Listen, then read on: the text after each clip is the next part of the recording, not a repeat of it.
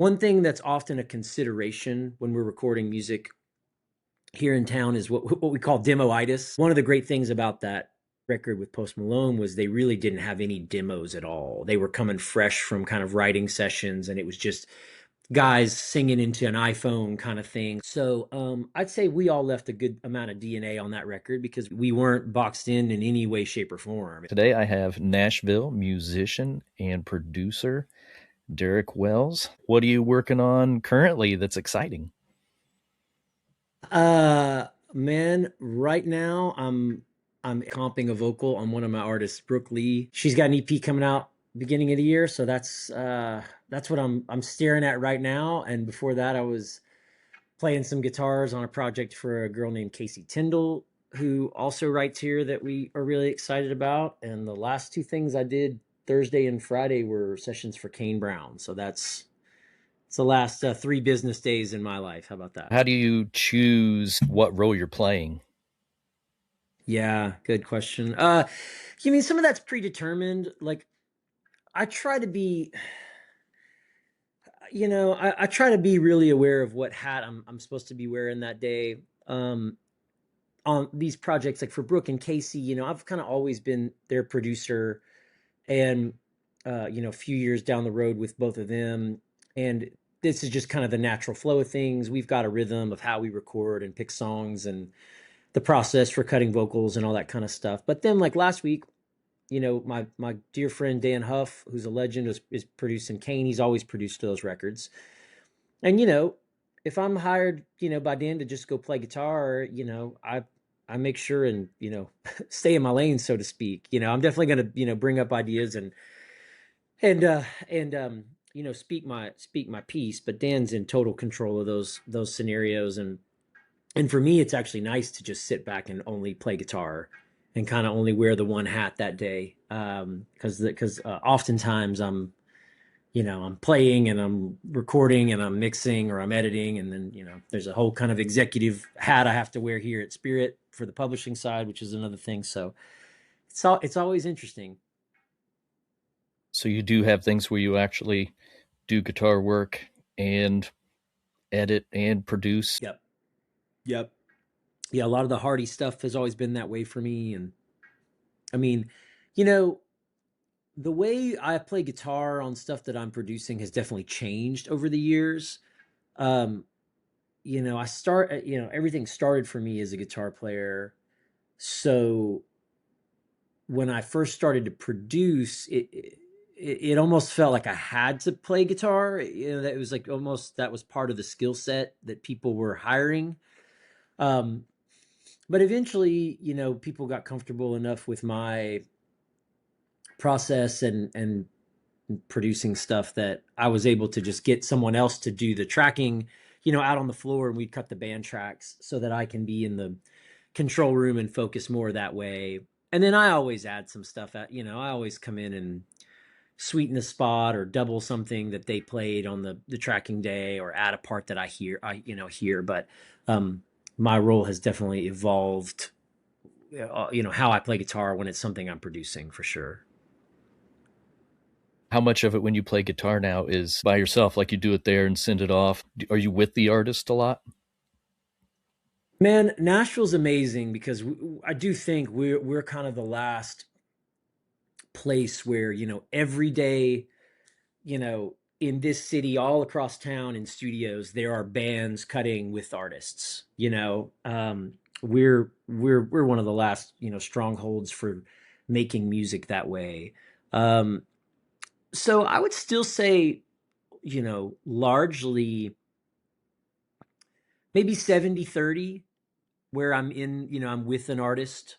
Because even if I'm overdubbing here in my studio, um, it's so easy for artists to swing by and come be here, or an artist and a producer. I mean, I was doing some tracks for Dan and Shay a month or two ago, and Dan and their producer Scott Hendricks, or co-produces those records with Dan, they came by here and just hung out while we did guitars. My experience is that people like to be there. They enjoy the process. Um, and the stuff that I do that's like true remote, is typically people that, don't live here. It just doesn't make sense for them to fly to Nashville to do one song or something. Or there's a real time crunch. And it's, I call them a, country music emergency, where, maybe somebody has a thing that they realize in the, 11th hour needs a couple extra parts. And that's the kind of stuff when I'm like, man, I'm slammed, but if you'll send me files, I can knock it out at like 5 in the morning tomorrow. Just let me know, that kind of thing. Uh, but I would still say, 70% of the time I'm with an artist or with a band, doing the recording part. Within the last year or something, you've played something that you're super proud of. You're like, this is me right now. This is my sound. I mean, I guess it's getting closer to 2 years now, though. I'm really proud of that Post Malone F1 Trillion record we made, and I'm proud of a lot of the stuff I played on there, and I do think that's um, that stuff sounded like me. For he gave us a lot of license, making that record. So I always wondered if it was already set or how much free reign you'd have on it. It's case to case and artist to artist and song to song, and I have lived every single iteration of that. I have been on sessions where they said like, hey, we love every single thing about this demo, but like for whatever reason, legal wise, we can't use it, or it's in the wrong key. Like, hey, our artist loves this, everything about this demo, but we've got to bring it down 2 steps. So I need you guys to learn every part as close as we can. Like, let's just learn every single thing and play it in C instead of D kind of situations. And I've done that. I've also, the other end of that coin is I have been recording songs where someone says, hey, we love this song, but we are not happy with how the demo came out. In fact, we might not even want to play you the demo because we don't want to, color your opinion of it out of the gate. We'd rather just you guys do what you do. And then all the colors in the middle where it's like, we had a guitar vocal, like you guys know what to do, or you know, we think we can change a lot of this, but we do like this one guitar part, like I referenced earlier. So I've seen every version of that at this point in my career. It's like I always say, like nothing's sacred and everything's sacred. You approach it case to case and try to read the room on the song. Do you have a preference? Do you like it to be more structured when it comes in, or do you like to be able to do whatever you want?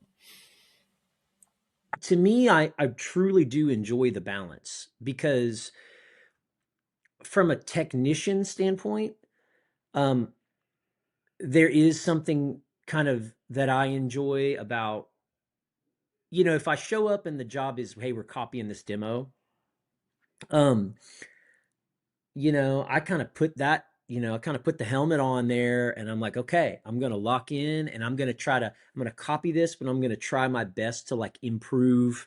Maybe I can improve the tones, 5%, or like, I'm going to copy this, but if they're okay with it, I might change this one note. But there's also, it's fun for me to learn what someone else did. A lot of times there's these cool, kind of interesting, singer songwriter guitar parts that are what made people lean into the song in the first place. And I enjoy the challenge of learning that and thinking about it from someone else's perspective. And now, if I did that all day, every day, and never got a chance to just be creative or go out there and kind of throw paint myself, I think it would start to feel a little bit kind of, like working the coal mine, so to speak. But it can be also become exhausting to go in there day after day after day after day and then just be like, hey, make something out of nothing here, you know? Um, I think if it got too heavy-handed on either side, and I've experienced seasons of that, where certain producers are a little more inclined to kind of chase parts, and you spend a few weeks working on one record, and you're like, boy, I would love for someone to tell me what to play right now, because I'm kind of, my creative sponge is drying up a little bit. But again, the opposite can be true, where you're like, man, could I just play guitar and not come in here and have it feel like it's a, homework assignment, to just scope these parts over and over. But yeah, that's why these are why they say, this is a service industry. Being a studio musician is definitely, we are there to make their record. I'm not there to make a Derek Wells record. So that it all comes, with the territory. You said about your sponge getting dry and stuff. Yeah. Do you have to make time to take a break? Yeah, yeah, for sure. And that, because that is the analogy I use all the time is, when a sponge is wet, when you dip it in the water and you bring it out, the ideas flow through. So like when you're fresh and you're rested, and um creativity is not usually the hard part for me. Um but yeah, man, when that sponge is dry, you can't wring any more water out of it. It's toast, and uh I've learned little ways just over the years. I've learned how I work. I know when I need breaks, and uh for me it's really getting away from the instrument completely. Like that's everyone's different, but I always say, like, I spend so much time on output mode that I need to be on input. I need to just watch movies and listen to, TV scores, and listen to music recreationally, go for a drive on the weekend, and not touch my guitar or try to learn something, just listen to music as a fan of music. And that's usually the best way for me to kind of refresh, or like I said, just go on input mood, be inspired again.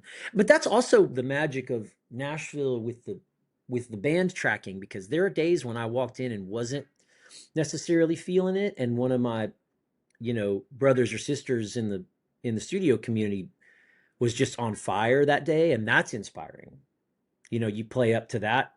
Um, Not that it's a challenge, but someone else is going fast, and that can inspire you to want to go fast too. So there's been lots of days where I went in, feeling like the sponge was a little dry, and just like, well, man, this guy's, or girl's just, they're bringing it today, and that's inspiring to me. So you find a little extra gas in the tank sometimes on those occasions too. Talking about stuff on the radio is stuff, that's old for you, Oh yeah.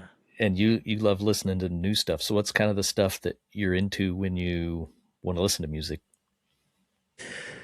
Well, I have to just, to be honest, I try to be diligent of, you know, on the DSPs, whether you're an Apple Music person or a Spotify person or Tidal or whatever. I try to seek out the new music playlist stuff, and that is what it is, because you're getting serviced things. So, try to keep that with a grain of salt. But I just try to intentionally find that kind of stuff. The new music Fridays. I'm always kind of scanning to see if there's a cool rock record, um, that I can, find, or what's happening in the pop world. Or I go the other way and I do listen to, music from the, you know, 60s, 70s, 80s, 90s, even the early 2000s, because that is still a lot of that can be in contrast to what's happening now. Do you ever do one thing too much and miss the other? You ever like, man, I haven't, tracked anything in a while. I've just been producing. Yeah, I definitely go spells. Guitar is it sadly probably takes the biggest backseat these days.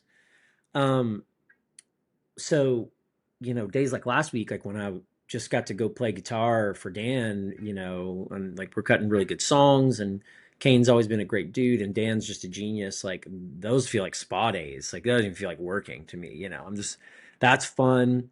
That scratches the itch of kind of what got me started in this business anyway, just wanting to play guitar. So those are great. And yeah, when I go a long stretch of emailing or working on budgets for a label, or drum editing or something, I do start missing the guitar thing a little bit. So I liked how you talk about you like rock music and you grew up on rock music and that you really enjoyed doing the Hardy album.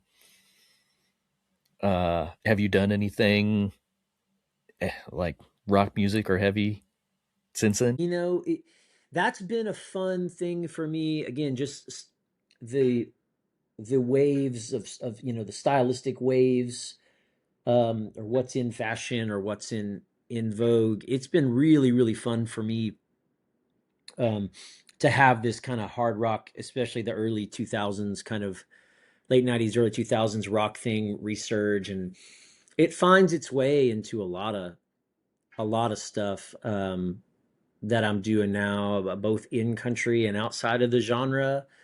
Um, and that's been fun in the same way that the 90s country thing kind of coming back has been a lot of fun for me, because that was definitely a part of country music and guitar playing that I fell in love with, and spent a good chunk of my early 20s diving into.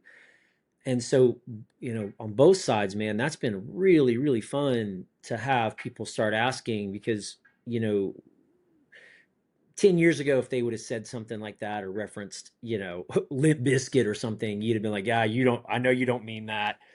What's in here? What's the actual reference? And nowadays it's like, oh, they kind of mean it. They'll talk about Nirvana or whatever, and they're like, oh no, we want this to actually rock. Um, so it's been fun, and it's fun to do that for kind of directly within the genre things, or stuff that feels outside of the genre too. It's music just feels wide open these days, man. You never know, like, what I can look at someone's discography and before I go to work for them or something, and I think I know what they're going to ask for, and then nowadays you never know. I may be right, I may be wrong. So it's I mean, again, look no further than Post Malone making a country record. Shit, who the hell knows nowadays.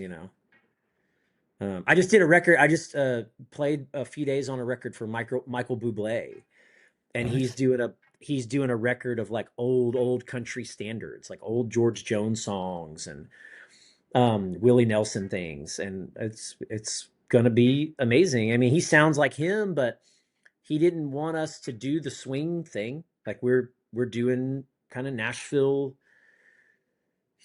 more classic Nashville Cats, type of versions of these songs. Is just his voice on it. And it was really, really fun, man. So, like I said, you just never know nowadays. People come to you and you get to say yes or no. What's the whole process of that? For most of the major label stuff, the producers all have production coordinators, or, a lot of times in the case of Dan Huff, there's a guy, Mike Griffith, we all call Frog, who's his longtime production coordinator. And so, Frog always books the bands for Dan, then handles that and gets you scheduled and all that kind of stuff. And other producers have their people. And then some of the more, mid-level, or independent stuff, is more kind of P2P, where you just get a text from the producer. And a lot of times the artists will tell a producer in their meeting, or that they want to use whoever they want to use, me or otherwise.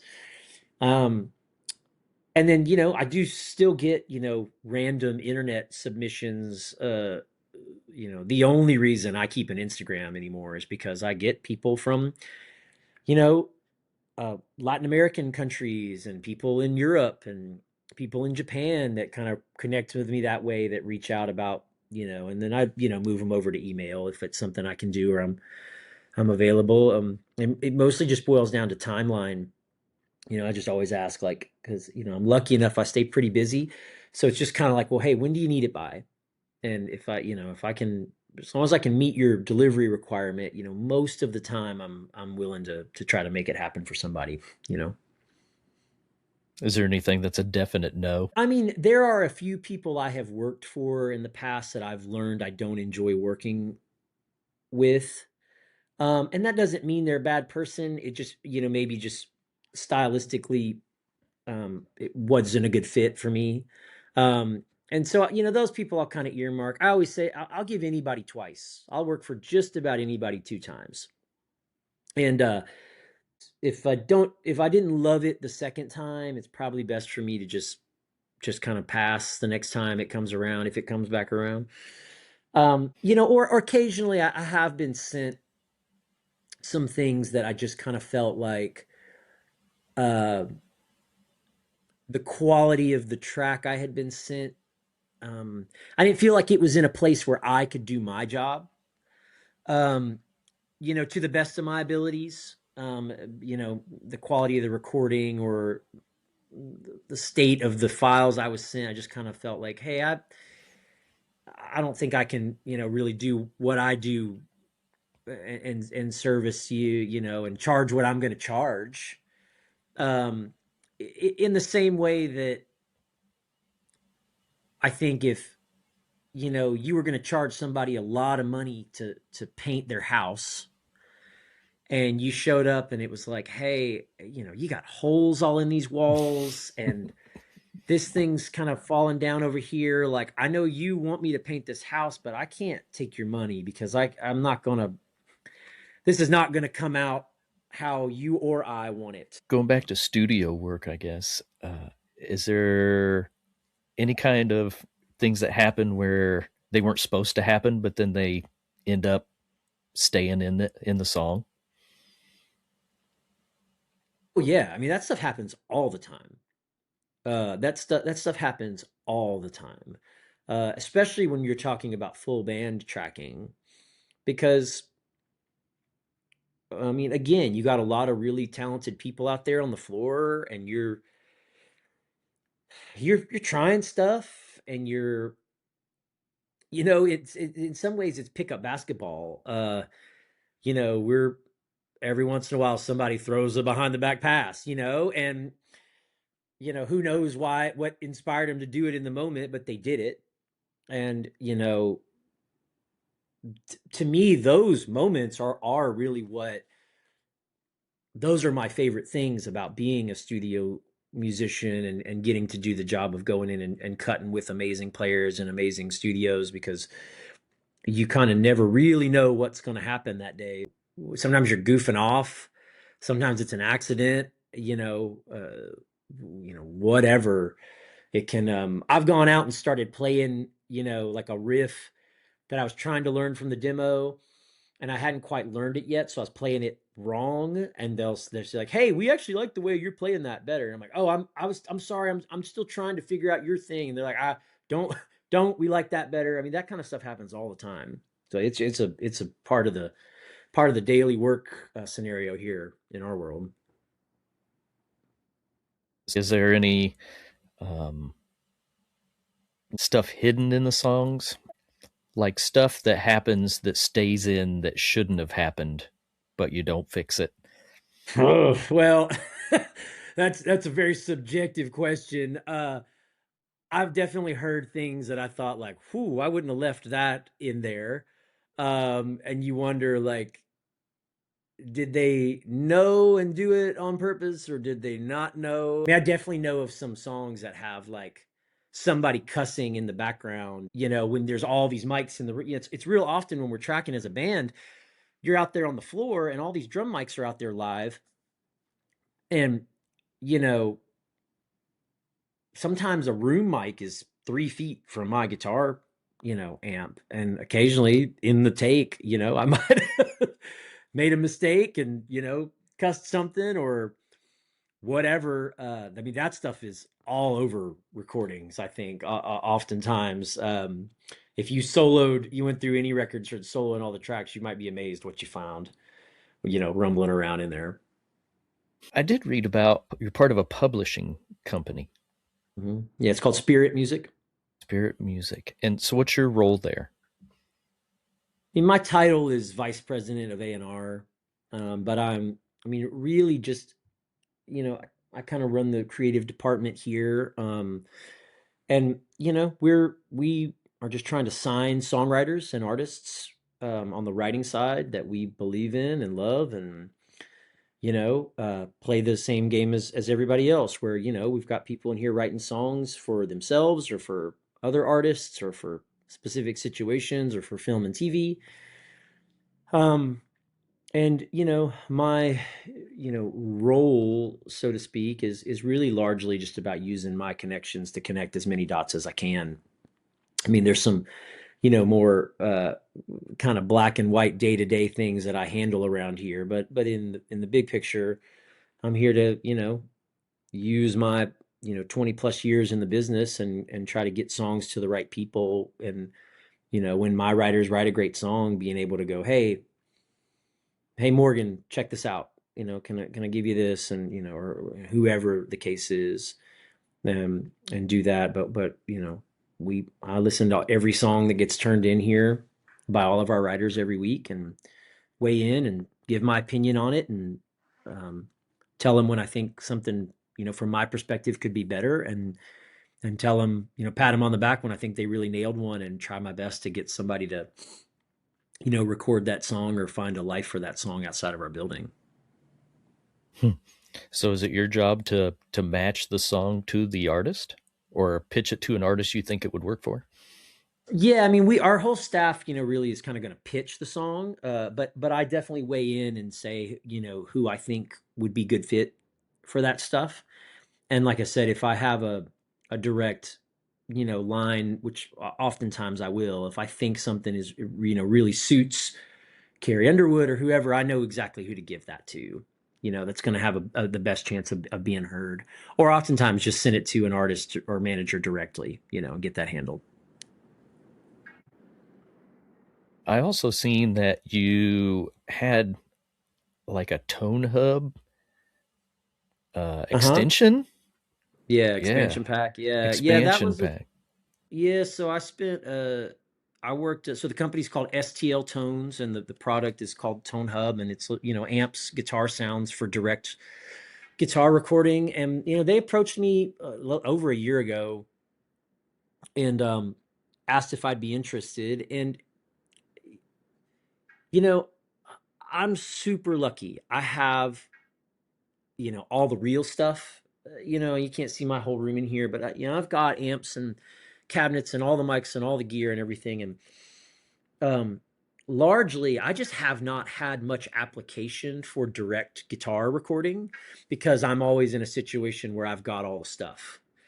Um, but recently, there have been some situations, particularly traveling and doing some stuff as Post Malone's musical director on the road, where it would have been really handy for me to have a direct guitar kind of recording scenario that I felt really good about and really liked. And when they came to me, they came as a recommendation through an engineer friend of mine, Dave Klaus, who I love and respect so much as an engineer in his ears.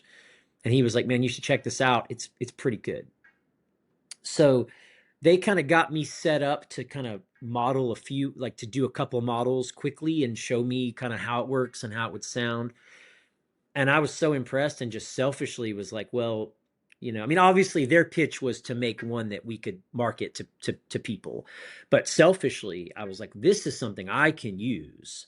So I'm going to make this great, or as good as I can on my end, because it would be valuable to have this, to be able to just, plug straight into my, a quick interface or a laptop and be able to get my sounds, that's thousands and thousands and thousands of dollars worth of gear, and just kind of have it here in the thing. And so, I worked really, really hard on the models and the sounds, and really took my time making it as good as I could, felt like I could make it on the capture end. And I think they knocked it out of the park on the, whatever the ones and zeros juju they do to make it into a thing. It's I'm really, really, really happy with it. And send it around to some buddies that I really trust and love, and they kind of express some of the same things that, they're like, man, we feel like it captured a couple of things that were always missing from these type of things, the direct guitar stuff traditionally. And that's exactly what I wanted to do for myself. So yeah, really, really happy with how that came out, and happy other people are using it. I get tagged a lot still, and people download it and using it, or I get texts from buddies. It's like, hey, I finally got around to getting your thing. This is great. So it's rewarding when you work on a project for that long and people actually like it. So I'm really thankful for that. So is making that expansion pack a pretty drawn out process? Yeah, I mean, it was, I mean, off and on, like I said, I mean, I worked on it for almost a year. It was just because to do it right and get the sounds right. And it's not the quickest process. So it would take me several hours to do 3 or 4 of those. And my pack has, I think, 70 presets in it. So there's about 6 amps, and there's multiple versions and settings of the amps and different miking combinations and stuff. So um, it was definitely a labor of love, so to speak. But I'm glad it's out in the world now. Good thing you went ahead and got all those thousands of dollars in amps first and stuff so you could record it Yeah, for yeah. other people. But that's why I talk about being lucky, and I try to always say this in some way. Um, when I got into this, and even in the beginning of playing sessions, like I didn't have all this stuff. You know, I and and to this day, I would still go. I did a thing the other day, and I took a Princeton reverb and 2 guitars.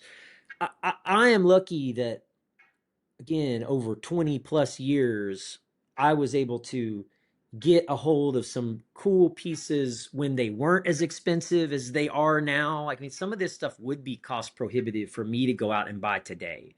So, that's the thing. When everyone starts talking about the gear, I'm like, hey, listen, I've got some great stuff and I'm really, really lucky.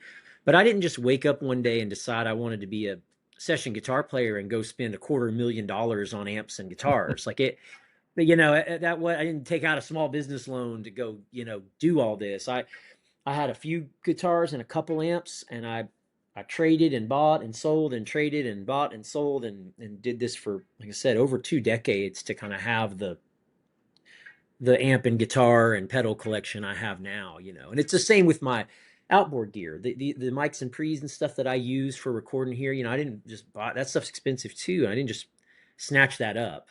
It took a lot of years of piecing it all together, and being really lucky and being successful and having some disposable income to do that. Is it like your pride and joy though? Like when people come, you're like, hey, you gotta check this out though, you know? Like do you have like a favorite? Uh, uh, um, I mean, I do have a couple things that are more sentimental than others as I'm looking around the room, but large in a way, I mean, they're tools to me. They're wrenches, and I just appreciate you know that this wrench makes this job a little bit easier, or this wrench is a little bit better suited for these types of applications. And um uh you know the only thing I'd kind of say is, like, yeah, on some level there's still that basic, like, kind of childlike thing that anytime I get to stand in front of a loud ass amp and turn it up and play guitar, like, that's really fun, and I kind of don't care what it is. That's all fun. But specific to recording, I've been able to figure out what a lot of these things do really well, and that kind of serves me.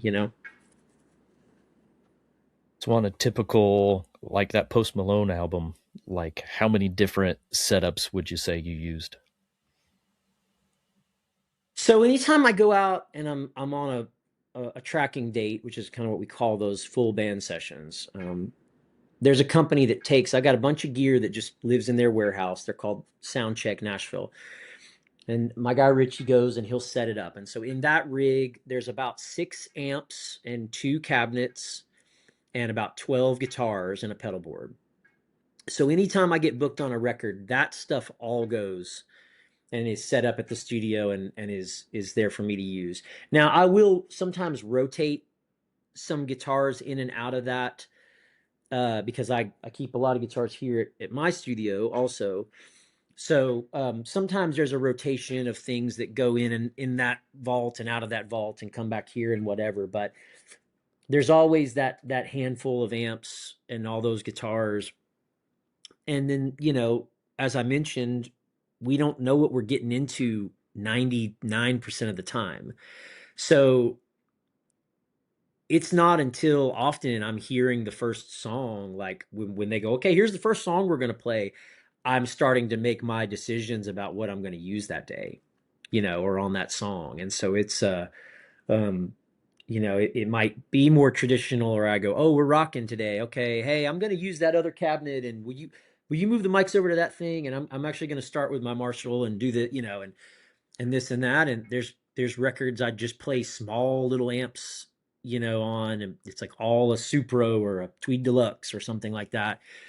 Uh, it's all just about casting, having the right tools and colors for the job. So, like I said, on that record with him, even though I had, 5 or 6 amps there, most of that record is either it's one of my old Bassman heads or a Matchless head. I would say 90% of that are those two amps. Um, and 90% of it is a Telecaster or a Gretsch 6120. I played a Gretsch on a lot of that stuff, but I like rarely did I touch like a Les Paul or something like that on that record. Um, I played a lot of baritone on that record. Um, I played some Strat stuff on that record, but not a lot of big humbucker stuff, and none of the big heavy amps. It was kind of like loud, clean amps for most of that project. But again, when I showed up, I had no idea. I don't know what we're getting into.